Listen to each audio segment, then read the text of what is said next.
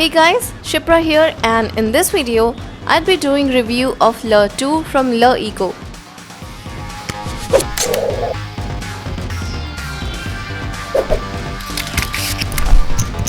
Though it still has LeTV logo, but that may be because of legalities and registration stuff, so that's a question for another day.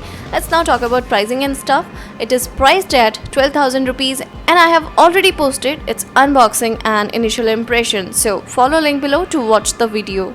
Since that's another move in already saturated budget market, one would expect something different from which they are getting already. Starting with the design, I see no difference, or I would say extra efforts that stands along the LeEco in the market, at least in terms of design. But can we really complain about that?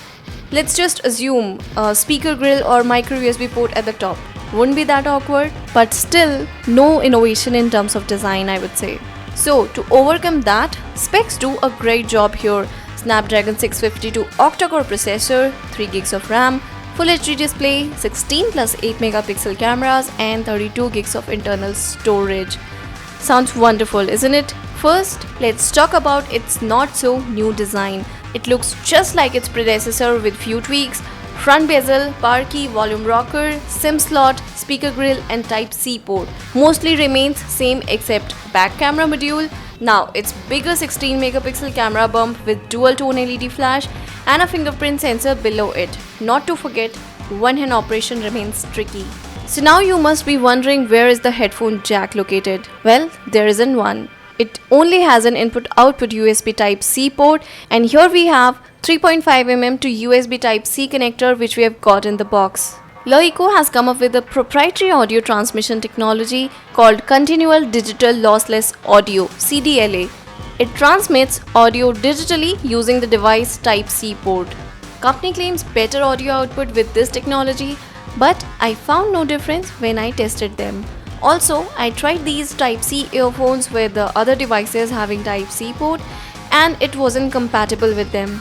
So moving further, let's look at the device now. I have this rose gold color with me and it looks quite decent.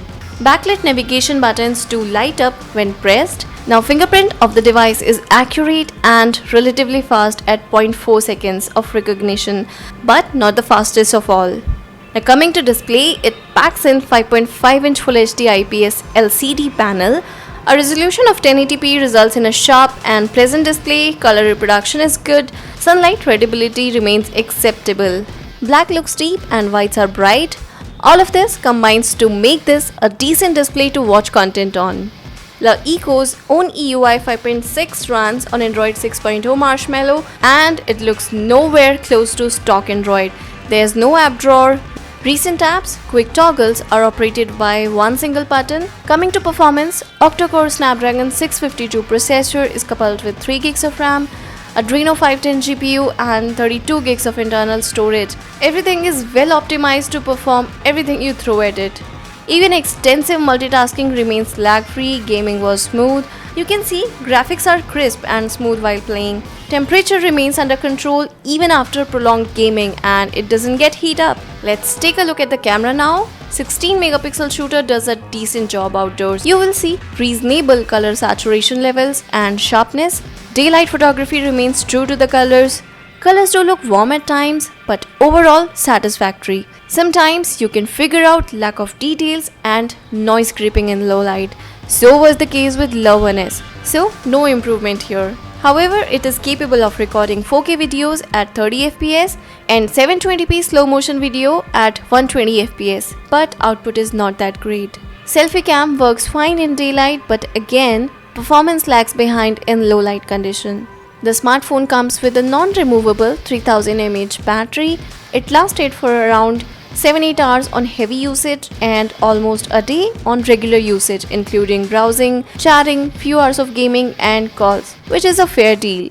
So if you go by specs, nothing has improved except processor and the camera. Performance wise, camera still has a lot of room for improvements. So if you already has LeEco, I don't see any point of updating the device to its successor.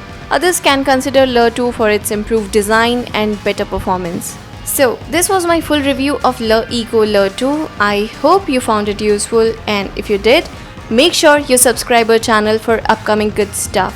If you wanna know about anything particular, shoot a comment in comment section below, and constructive criticism is always welcomed. Thanks for watching this video guys. I'll talk to you guys in the next one. Till then, have a great time.